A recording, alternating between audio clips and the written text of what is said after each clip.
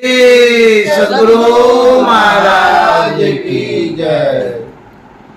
दुख दर्द भव के सब मिटे, सतगुरु चरण नित से। ये दुख दर्द भव के सब मिटे, सतगुरु चरण नित से। गुरु भक्ति बिन कछु ना बने, मैं ही सकल संतन कही। गुरु भक्ति बिन कछु ना बने। श्री सद्गुरु महाराज की जय।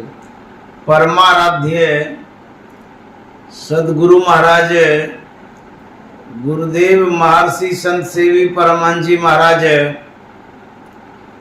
पश्चिम बंगाल कलकत्ता के विशिष्ट सत्संग प्रेमी महानुभावों, माता एवं बहनों, आज हम श्रीमान किशन लाल अग्रवाल के आवास पर सत्संग कर रहे हैं, जिसमें कुछ श्रोतागण दूर दूर से इस आवास पर सत्संग के निमित्त आए हुए हैं। तो सभी श्रोताओं का सम्मान है, स्वागत है, अभिनंदन और अभिवंदन है। हम लोग संत के लक्षण को पाठ द्वारा श्रवण कर रहे थे। संत के लक्षण के विषय में कहा गया, उनके जो लक्षण अगणित हैं, अनंत हैं, जिन लक्षणों के द्वारा विश्व का कल्याण होता है। संत कैसे होते हैं, हम अपने मुखारबिंद से उनके यश और कीर्ति का बखान नहीं कर सकते हैं। जैसे सूर्य को दीपक दिखाना, वैसे ही संत के विषय में बखान करना होगा। तो संत सरल चित जगत हित, जानि स्वभाव स्नेह। संत कैसे होते हैं? सरल चित्त के होते हैं। और कैसे होते हैं? जगत हित, विश्व कल्याण के लिए संत आते हैं, संसार के कल्याण के लिए आते हैं। संत की संज्ञा चंदन से दिया गया है। जैसे कुल्हाड़ी चंदन को काटती है, चंदन कट के भी अपनी सुगंधी कुल्हाड़ी को देते रहता है। उसी तरह से जो संत होते हैं, अपमान सह करके, दुख सह करके, कष्ट सह करके संसार के लोगों का हित क्या करते हैं। इतने महान संत होते हैं। जब हम संत के सहने की बात सुनते हैं, एक संत ने कहा कि खोद खाद धरती सहे, काट कूट बन रहा, कटुक वचन साधु सहे, और से सहा न जाए। धरती कितना भी खुदती है, धरती को कितना भी खोदते हैं, कोड़ते हैं, चूं भी नहीं बोलती है। जंगल को हम काट देते हैं, वह कट करके उतना दुख सह करके संसार के लोगों के काम में ही आता है। कहते हैं, दुख किस तरह से सहते हैं? बूंद आघात सही गिर कैसे, खलके बचन संत सह जैसे। आघात बूंद, बरसात का जो जल होता है, पानी होता है, जोर जोर से बरसता रहता, पड़ता रहता, उसके ठोकर को, आघात को पहाड़ सहते रहता है। ठीक उसी तरह से संसार के लोग संत को ठोकर देते रहते हैं, कष्ट देते रहते हैं, और उन दुर्जनों के दुख को, कष्ट को परोपकार के लिए सहते रहते हैं। संत सहाय, संत सहते हैं, और जितना संत सहते हैं उतना संसार का लोग सह भी नहीं सकता है। तो संत बड़े परोपकारी होते हैं। गोस्वामी तुलसीदास जी महाराज कहते हैं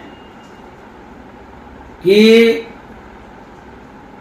पर दुख द्रवहि संत सुपनीता। दूसरे के दुख को देख करके संत पिघल जाते हैं। इस तरह से संत का लक्षण हम पाते हैं, देखते हैं। और संत को यदि हम इतिहास में देखना चाहेंगे, कथाओं में पढ़ना चाहेंगे, बड़ा ही अद्भुत लक्षण पाया जाता है। एक संत का उदाहरण देते हैं। एक महात्मा नदी पार कर रहे थे, नाव पर बहुत सारे यात्री थे, कुछ युवक भी था उस पर। युवक बड़ा उदंड था, उज्जड़ दिमाग का था। वह खुराफात करना चाह रहा था, अपने लक्षणों को प्रदर्शित करना चाह रहा था। महात्मा को कुछ उखड़ी बातों में बोलने लगा। महात्मा ने देखा कि ये उदंड बालक है, इसको जवाब देना ठीक नहीं है, सुन करके ही रहना अच्छा है। तो चुपचाप सुन रहे थे। युवक चाह रहा था कि महात्मा कुछ बोले तो विवाद बढ़े, आनंद उठाएंगे। लेकिन महात्मा भी इतने सहनशील, सुशील कि सब बात सहते जा रहे थे, बोलते कुछ नहीं थे। नाव बीच धारा में चली गई। युवक सोचने लगा कि महात्मा भी किस पत्थर का बना हुआ है, हम लोग इतना अपमानित करते हैं, चू भी नहीं बोलता है। अब क्या होगा, विवाद करता नहीं है तो हम लोगों को आनंद कहां से आएगा। युवकों ने विचारा कि ऐसे नहीं ये बोलेगा। बोले तब, बोले इसके ऊपर पानी फेंकिए, पानी उलीचिए, अपने बोलेगा, भीजेगा तो। सब युवक नदी से जल कोबे में लिया, अब महात्मा पर उलीचना शुरू किया, फेंकना शुरू किया। तब भी महात्मा टस से मस नहीं कर रहे हैं, कुछ बोलिए ले रहे हैं। एक रामायण का पद्य है, चौपाई है, उसमें आया है कि साधु अवज्ञा तुरत भवानी, कर कल्याण अखिल कय हानि। भगवान शंकर कहते हैं कि भवानी, यदि कोई साधु की अवज्ञा करता है, अपमान करता है, उपेक्षा करता है, अनादर करता है, तो साधु को भले बर्दाश्त हो जाए, लेकिन भोले बाबा कहते हैं हमको बर्दाश्त नहीं होता है, क्योंकि साधु का अपमान हम नहीं सह सकते हैं। जानते हैं, आकाशवाणी होती है कि महात्मन आप कहिए तो मैं ना को उलट दूं, सब मर जाएगा। अब महात्मा मुंह खोलता है, बोलता है, आकाशवाणी पर वह प्रतिक्रिया करता है कि प्रभु ऐसा नहीं करिए, नाव नहीं उलटिए, बल्कि जितने दुष्ट दुर्जन हैं सभी दुर्जनों के मन को ही उलट दीजिए, ताकि उसका विचार बदल जाएगा, वो किसी को सताएगा नहीं, बच भी जाएगा और दूसरे का अहित नहीं करेगा। देखिए संत कैसे होते हैं, अपना दुख सह करके दुर्जन को भी बचा लेते हैं कि ना उलट देंगे तो सब मर जाएगा, हम भी मर जाएंगे। बीच का रास्ता निकालता है, कहता मन को ही उलट दीजिए, मन उलट जाएगा तो सज्जन हो जाएगा, अच्छा हो जाएगा, सताएगा नहीं। इस तरह से हित करते हैं संत महात्मा।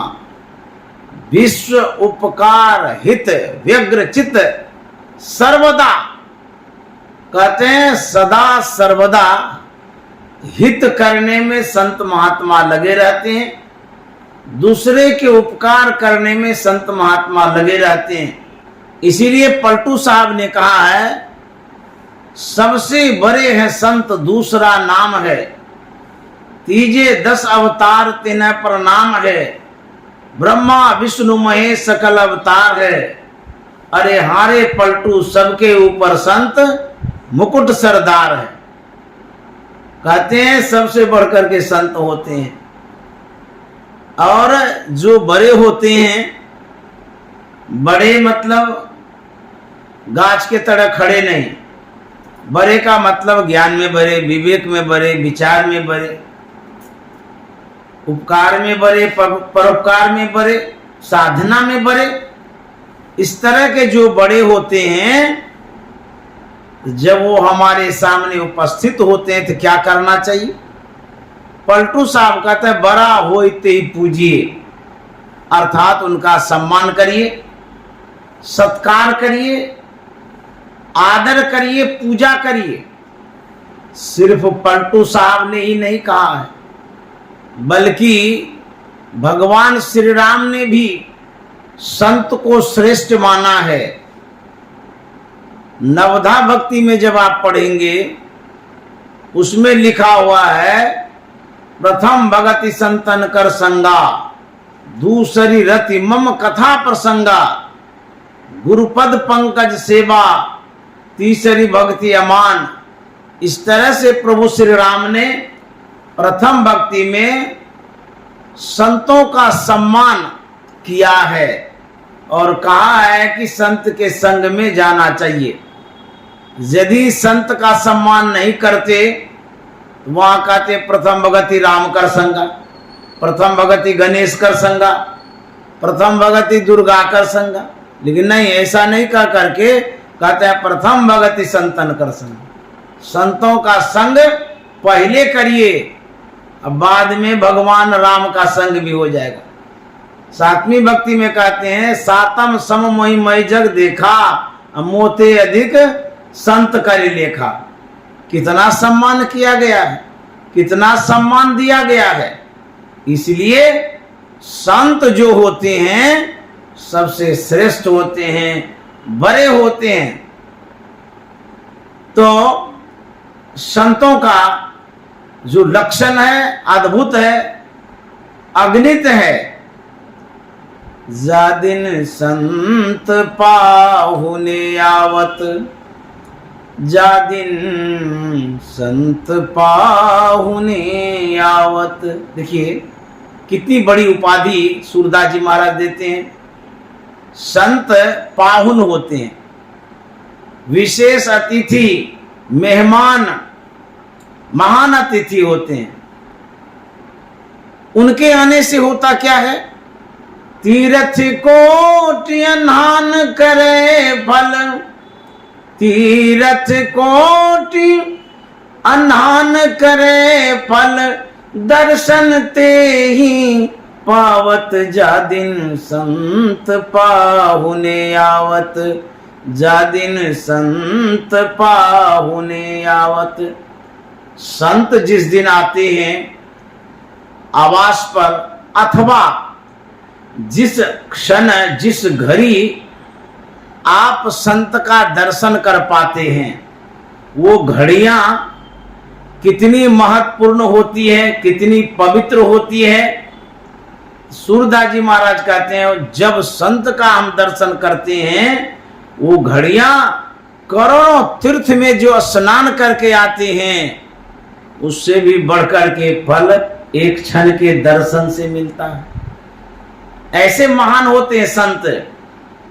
गोस्वामी तुलसीदास जी महाराज ने कहा है, मुद मंगलमय संत समाजू, जो जग जंगम तीरथ राजू। संत की महिमा बताते हुए कहते हैं, मुद मंगलमय संत समाज।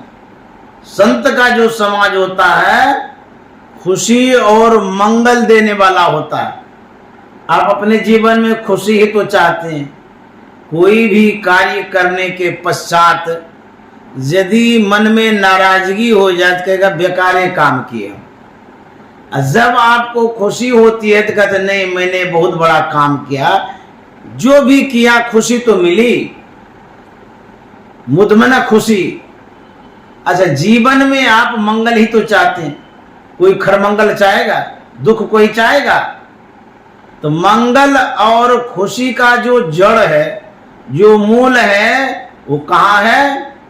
तो कहते हैं संत समाज। संत का जो समाज है, सत्संग जो है, ये खुशी और मंगल का मूल्य है, जड़े है। इसीलिए भोले बाबा ने भी कहा है, गिरजा संत समागम समन लाभ कछुआन, बिनु हरि कृपा न पावही, गावही वेद पुराण। हे गिरजा, संत समागम के समान दुनिया में कोई लाभ नहीं है। हम कोई भी कार्य करते हैं लाभ के लिए करते हैं, हित के लिए करते हैं, भलाई के लिए करते हैं। कोई भी हानि के लिए कोई काम करता है? जो भी काम करता लाभ के लिए करता है। तो भगवान शंकर कहते हैं यदि आप लाभ चाहते हैं, पूर्ण लाभ, तो सबसे बढ़कर के लाभ आपको संत समागम में मिलेगा। कहेंगे यहां आते हैं लेकिन कुछ मिलता तो है नहीं। किसी के हाथ में रुपया देते हैं कभी सत्संग के बाद? नहीं देते हैं। मुश्किल से फल फूल दे देते हैं, लेकिन वो कौन सा लाभ? तो साधारण सा है, बस लेके जाते हैं। कहते हैं सबसे ज्यादा लाभ मिलता है संत समागम में। ऐसा भोले बाबा कहते हैं। तो क्या लाभ मिलता है पता नहीं चलता है। लेकिन कबीर बाबा ने क्या कहा है? कबीर बाबा ने कहा है, इस सत्संग में लाभ बहुत है, तुरंत मिलावे गुरु से।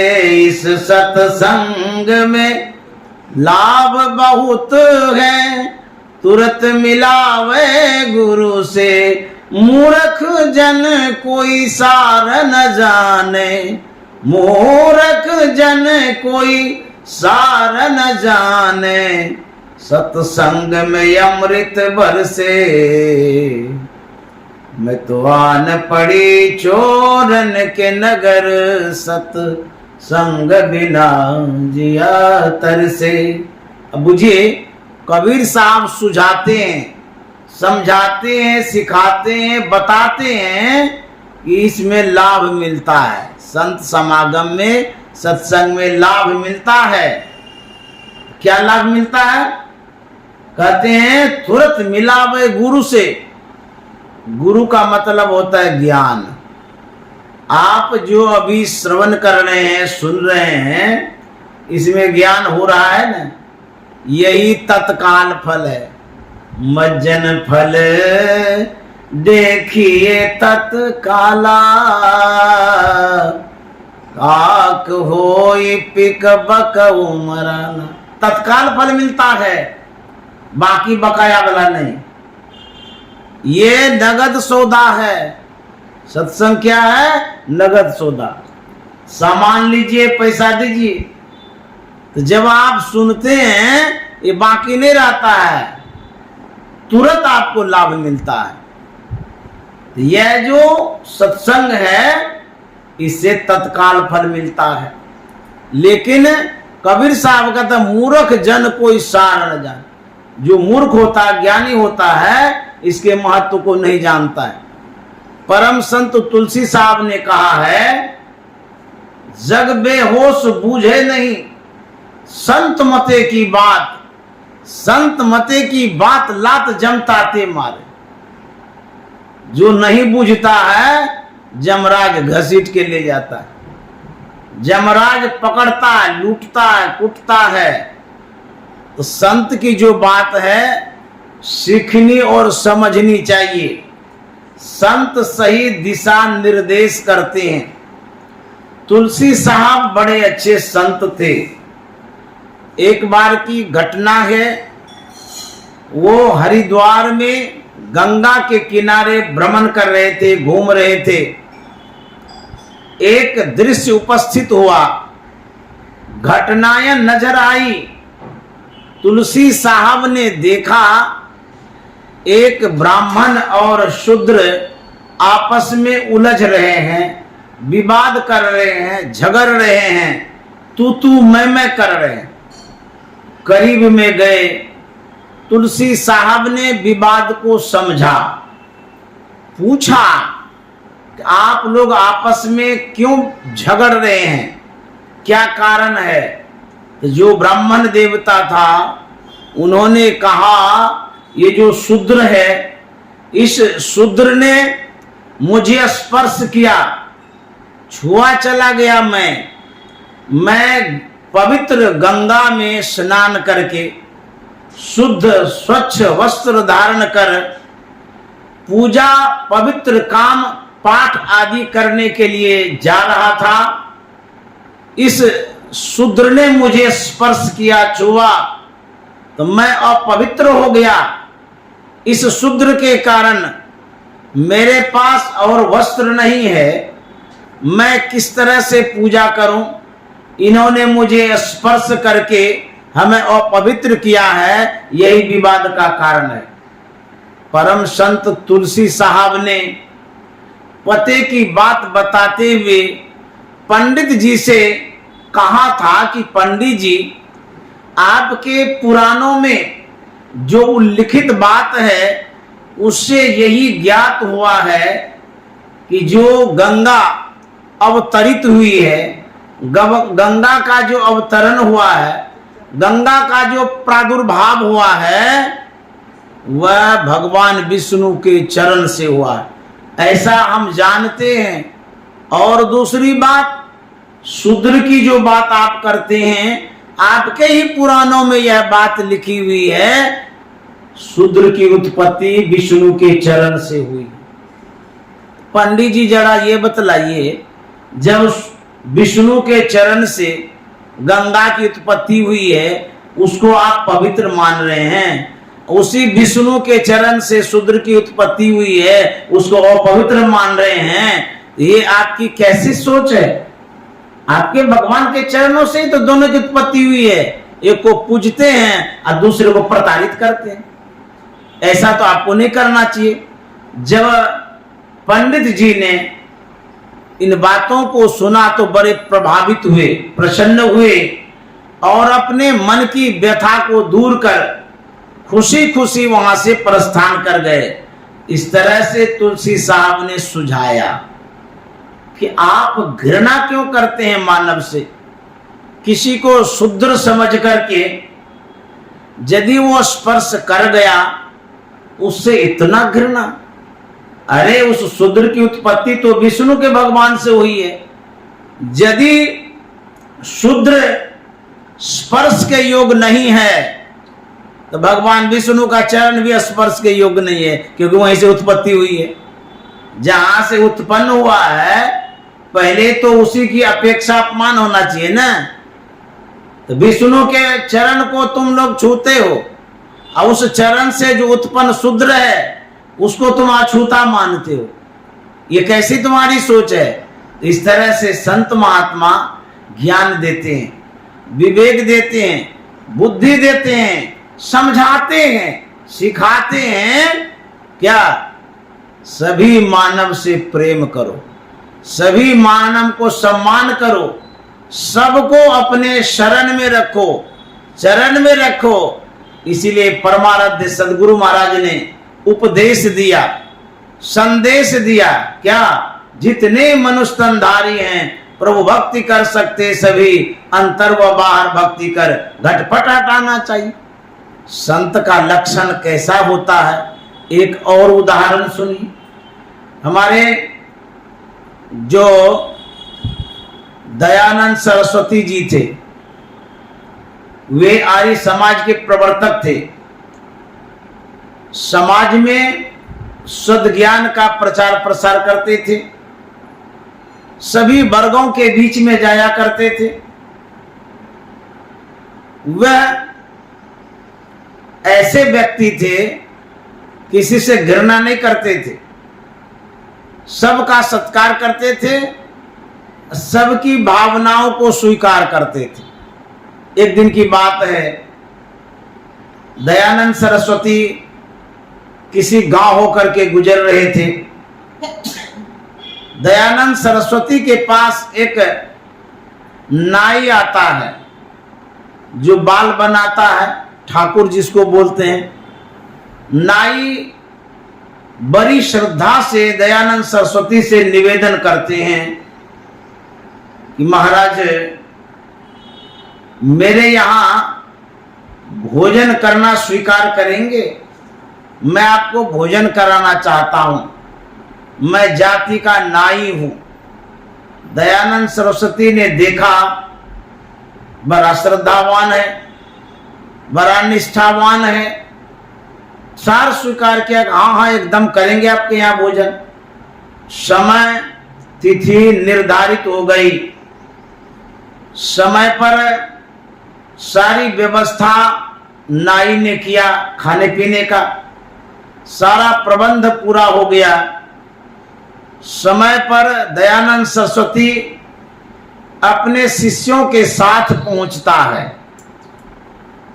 बड़ा सत्कार उनका किया गया, बैठाया गया बढ़िया से, सभी शिष्यों की व्यवस्था की गई। जो नाई के घर में सामान, खाद्य सामग्री, खाने का चीज बनाया गया था, वह बड़ी श्रद्धा से सबों के सामने परोस दिया गया।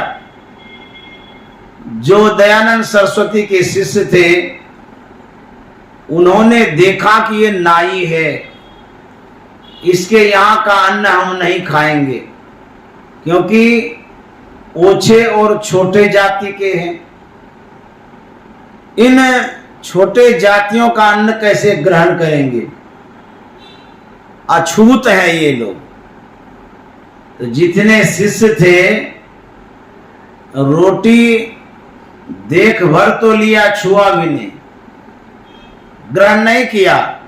लेकिन दयानंद सरस्वती ने न सोचा न कुछ विचारा, श्रद्धा से जो सामने में परोस दिया गया था बड़े चाव से ग्रहण किया, भोजन कर लिया, भरपेट खाया।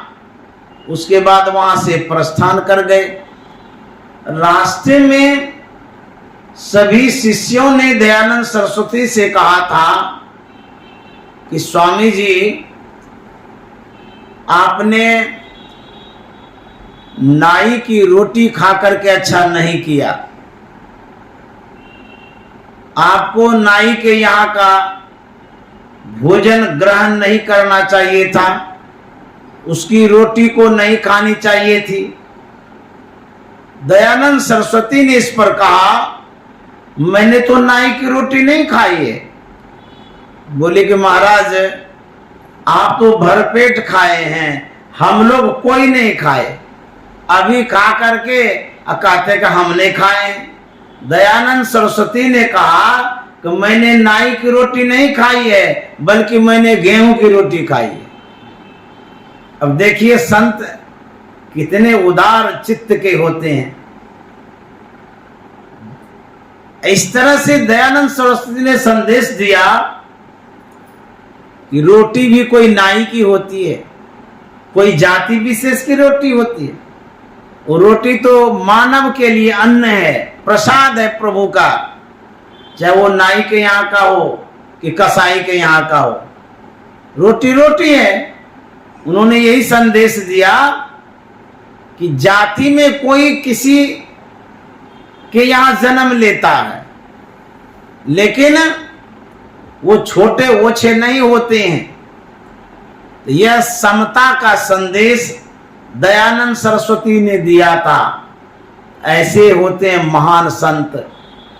और हमारे परमाराध्य सदगुरु महाराज कैसे थे, कितने महान थे, उनकी एक गाथा सुनाते हैं, उनकी एक कहानी। बड़े अद्भुत संत थे महर्षि में ही परमानंद जी महाराज। एक बार कुप्पा घाट में कुछ और सामाजिक तत्व बदमाश आ गए।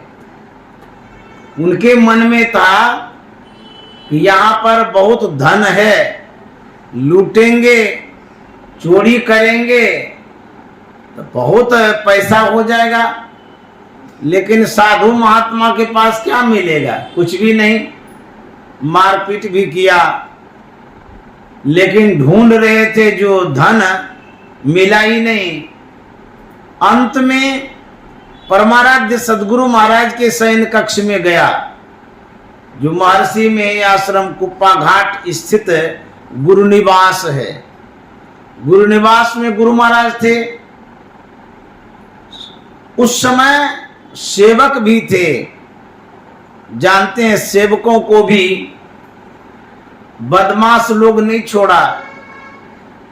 जब मारपीट हो रही थी तो कुछ सेवक गुरु महाराज के पास आ गए बचने के ख्याल से। तो गुरु महाराज के पास सेवक भी थे और गुरु महाराज अपने शयन कक्ष में थे।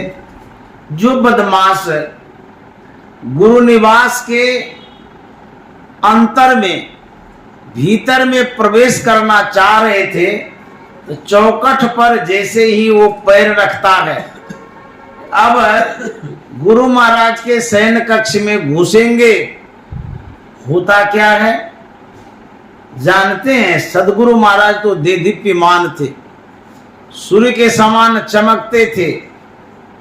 और वहां पर जो परमाराध्य बैठे थे, उधर नजर बदमाश ने किया। जैसे ही नजर उधर किया, उसकी आंखें चुंधिया गई। उसके आंखों में जो रोशनी थी वो घट गई, अंधेरा छा गया, ओझल हो गया सब कुछ। बदमाश आगे पैर बढ़ा न सके और चिल्ला करके, छटपटा करके बदमाशों ने कहा, यहां से जल्दी भागो, यहां पर बहुत बड़ा देवता है। अरे हम लोगों को तो अंधा कर दिया है, कुछ सूझ नहीं रहा है। पीछे पांव लिए भागता है बाहर। और सेवकों ने यह देख करके कहा कि हुजूर, उसको सदा के लिए अंधे कर दीजिए, यही सजा दे दीजिए। हम लोगों को दुख देने के लिए आया था ये चोरवा। परमाराध्य सदगुरु महाराज ने क्या कहा? वो चोर नहीं था। अब देखिए, गुरु महाराज की दृष्टि को देखिए, कहते हैं वो चोर नहीं था। अरे उनको दिन में समय नहीं मिलता है, रात में दर्शन करने आया था। देखिए किस तरह से हमारे परमाराध्य ने इन बातों को लिया। इस तरह के संत होते हैं। संत का जो विचार होता है वह सभी से उच्च होता है, श्रेष्ठ होता है। हमारे महर्षि अरविंद थे पांडिचेरी में, उनके यहाँ भी एक बार बदमाश आ गया। बदमाश ने छीना छोड़ा, मारा भी, महर्षि अरविंद को भी पीट दिया। जब तक में पुलिस आई तब तक में सभी चोर फरार हो गए, भाग गए। पुलिस ने देखा कि महर्षि अरविंद को भी पीट दिया, तो पुलिस मखोल कर बैठी, कहती है क्या कि महाराज आपको भी बदमाश ने नहीं छोड़ा, आपको भी पिटिए दिया, इतने बड़े महान आप हैं तब भी। तो महर्षि अरविंद ने क्या कहा था, वो चोर नहीं था, वो नारायण था, पीट पीट करके कह रहा था कि भजन करो, भजन नहीं करते थे इसीलिए हमको पीटा है। देखिए ऐसे संत होते हैं, समता वाले, सहने वाले, सिखाने वाले, समझाने वाले। संतों का जब विचार देखते हैं, उनके विचारों में बड़ी सीख भरी हुई होती है। भगवान बुद्ध कहीं बैठे हुए थे, एक दुर्जन व्यक्ति आता है, भगवान बुद्ध को देख करके अपमानित करता है और दुर्वचन कहता है, कटुवचन कहता है, अनर्गल बातें भगवान बुद्ध को सुनाता है। यह सुनकर के भी भगवान बुद्ध ने कहा कि मित्र, ये जो सुना मित्र शब्द, वह दुर्जन आदमी कहता कौन तुम्हारा मित्र है, हम मित्र उत्र नहीं हैं। भगवान बुद्ध ने देखा ये आवेश में है, क्रोध में है, मूढ़ व्यक्ति है, इसे मुंह लगाना ठीक नहीं है, चुप रहना ही अच्छा है। भगवान बुद्ध मौन हो गए, चुप हो गए। तो वह दुर्जन व्यक्ति अपमानित करते रहा, अनावश्यक, न कुछ लेना न देना। भगवान बुद्ध सब सुनते रह गए। विवाद दोनों तरफ से बोलते हैं तब बढ़ता। एक आदमी चुप हो जाएगा तो विवाद कहां से बढ़ेगा, अकेले कितना बोलेंगे। वह बोलते बोलते दुर्जन आदमी शांत हो गया, चुप हो गया। तब भगवान बुद्ध ने कहा था कि मित्र ये बतलाओ, जब कोई तुम्हारे पास संदेशा लेकर के आता है, वह संदेशा तुम्हें पसंद न होता है तो किनका होगा। वो आवेश में तो था ही मूढ़ आदमी, उन्होंने कहा किनका होगा, जो लाया है उनका होगा। तो भगवान बुद्ध ने कहा मित्र, जो कुछ भी तुमने हमें सुनाया आवेश में आकर के, क्रोध में आकर के, जो कुछ सुनाया मैंने एक भी स्वीकार नहीं किया, वो सब बातें तुम्हारे पास रह गई। इतना लज्जित हुआ, अरे हम इतनी खोरी खटी बातें कह दिए, एक भी ये स्वीकार नहीं की, सब मेरे पास रह गया। तो जो बात आप दूसरे को सुनाते हैं, यदि वह बात अपने पर लागू करते हैं, तब आपको पता चलता है कि आप कैसी बातें दूसरे को कह रहे हैं। तो वह व्यक्ति बदलता है और भगवान बुद्ध के चरणों में समर्पित होता है, साष्टांग प्रणाम करता है और अपना अपराध बोध महसूस करता है। भगवान बुद्ध के विचारों से इतने वो प्रभावित होते हैं, भगवान बुद्ध के वो अनुयायी बन जाते हैं। इस तरह से संत महात्मा हमारे लिए उपकार करते हैं, कल्याण करते हैं, सहते रहते हैं। इसलिए संतों को नमन करना चाहिए, प्रणाम करना चाहिए और संत के संदेश को सुनना चाहिए। कहते हैं कि संत मता बिनु गति नहीं, सुनो सकल दे कान, जो चाहो उद्धार को तो बनो संत संतान। यदि अपनी गति चाहते हैं, सदगति चाहते हैं, उत्थान चाहते हैं, उत्कर्ष चाहते हैं, विकास चाहते हैं, अपना कल्याण चाहते हैं, एक ही रास्ता है, संत का संतान बनिए। जैसे घोर परिवार में बड़े लड़कों को वारिस बनाते हैं, उत्तराधिकारी, उसी के जिम्मे सब कुछ सौंपते हैं बड़ा लड़का जो होता है, क्योंकि जो घर में सदस्य होते हैं उन सदस्यों में जो बड़े होते हैं वही ठीक से संभाल भी सकते हैं। ठीक उसी तरह से जब आप संत का संतान बनेंगे तो होगा क्या, संत सदगुरु महाराज आपको ज्ञान का वारिस बनाएंगे, ज्ञान का उत्तराधिकारी बनाएंगे, ज्ञान का जो खजाना आपके जिम्मे सौंप देंगे। तो यदि आप सदगति चाहते हैं तो गुरु महाराज बनो संत संतान, में ही भेदिय संत कत में ही भेदिय संत मता कर गाय, सबको दिया सुनाए के अब तू रहे चुपाए। गुरु महाराज कहते हैं संत मत को स्वीकार करिए, उनके शरण में जाइए। और गुरु महाराज ने क्या कहा, समय गया फिरता नहीं, झट ही करो निज काम, जो बीता सो बीतिया अबो गहो गुरु नाम। समय का बड़ा अभाव है, ये जो जीवन है ये क्षणभंगुर है। बाल अवस्था से किशोरावस्था में आए, किशोरावस्था से युवावस्था में आए, युवावस्था से वृद्धापन में आए, वृद्धापन के बाद राम नाम सत्य है। इस संसार से यहां से चले जाएंगे तो लेके क्या जाएंगे, खाली हाथ आए थे और खाली हाथ जाना पड़ेगा। किसी को देखे हैं कि रुपया पैसा मरते समय लेता है, कोई ने लिया है न लेके जाएगा। इसलिए संतों ने कहा यदि अपना उद्धार चाहते हैं, कल्याण चाहते हैं, संत के शरण में जाइए। संत शरण जो परा ताहि का लगा ठिकाना, और कहीं नहीं कुशल सकल बैराट चवाना।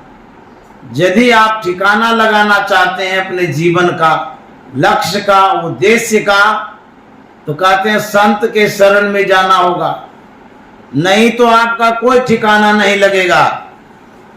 संत अंतिम शरण है। यदि आप सदगति चाहते हैं तो संत के शरण में जाना ही पड़ेगा, वही सदयुक्ति देंगे, उसी से आपका कल्याण होगा, सदगति होगी। गोस्वामी तुलसीदास जी महाराज ने कहा है, मति की रति गति भूति भलाई, जब जेहि जतन जहां जेहि पाई, सो जानव सत्संग प्रभावो लोको वेद न आनु पाओ। सत्संग के प्रभाव से एक शब्द आया है सदगति, गति। गति जैसे कि अभी जिस स्थिति में हम हैं, ये हमारे शरीर की गति है। जैसे कोई दुखी होता है तो कहता है हमारा तो दुर्गति हो गया, दुर्गति हो गया, दुर्गजन हो गया। यदि आप बढ़िया से खाते पीते रहते हैं, कहते नहीं हमको तो बहुत खुशी, अच्छा है। शरीर की जो गतियां हैं वो कैसी कैसी होती हैं। आप जन्म से मृत्यु तक जिस स्थिति में रहते हैं, ये शरीर की गति है।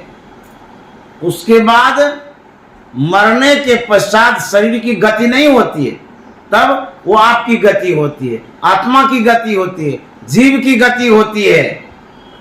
तो संत महात्मा कहते हैं शरीर तो यही जल करके राख हो जाएगा, उसके बाद आप जाएंगे तो जाएंगे, यदि सत्कर्म सत्संग नहीं करके जाएंगे तो दुर्गति हो जाएगी।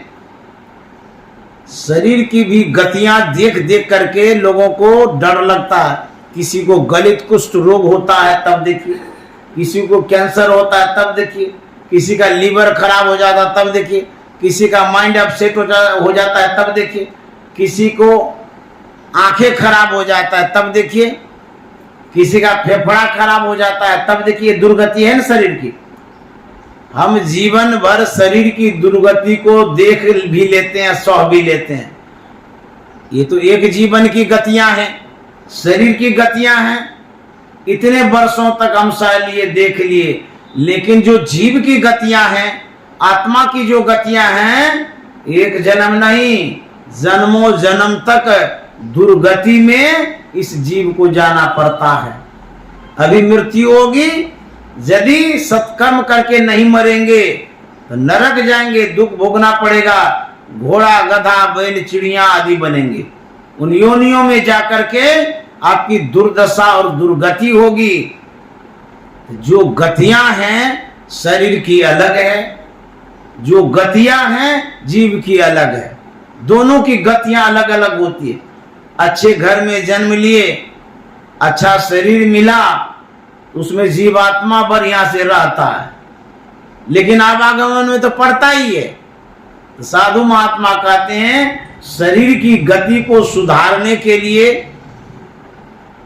पौष्टिक आहार लीजिए, अच्छा अच्छा भोजन करिए। निज गति सुधारने के लिए, आत्मा की गति को सुधारने के लिए सत्संग और ध्यान की आवश्यकता है।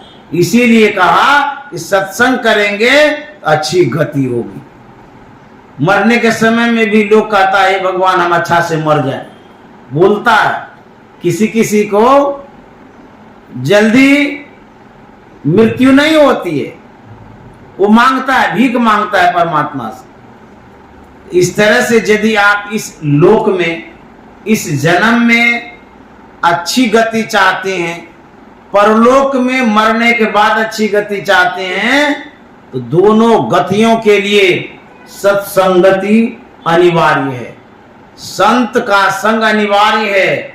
जब तक सत्संग नहीं करेंगे तब तक आपकी अच्छी गति नहीं होगी, दुर्गति में चले जाएंगे। इसीलिए संत का संग, सत्संग, संत समागम अनिवार्य है। मैं तो चलते चलते यहां तक आ गया। आज मैं रायपुर से फ्लाइट से चला, कलकत्ता आ गया। ये तो कुछ देर के लिए आराम करने के ख्याल से बीच में टिक गया, रुक गया। मिले गरुड़ मार्ग में भाई, कवन भांति समझाओ तो ही, जब कछु काल करिए सत्संगा, तब कहीं होए मोह भ्रमंगा। ये तो रास्ते रास्ते में मिल गए और रास्ते रास्ते में सत्संग हो गया। तो थोड़ा सा आप लोगों को सुना दिया। ये सेवा मैंने की, गुरु महाराज ने जो हमें सिखाया है, समझाया है, बताया है, जो मैंने गुरुदेव महर्षि संत सेवी जी महाराज से सुना है, सीखा है, समझा है, जो मुझे स्मरण में है, ये जो वाक्य ज्ञान है, इन वाक्य ज्ञान के द्वारा आप लोगों की सेवा मैंने की है। और अब यहां से मैं प्रस्थान करूंगा। आप लोगों को बहुत बहुत साधुवाद, धन्यवाद। खुश रहिए, सत्संग करते रहिए, संत सदगुरु के शरण में रहिए और अपने जीवन को गहिए, पकड़िए और संत सदगुरु के चरणों में जो ज्ञान है उस ज्ञान को लेकर के जीवन को धन्य धन्य करिए। श्री सदगुरु महाराज की जय।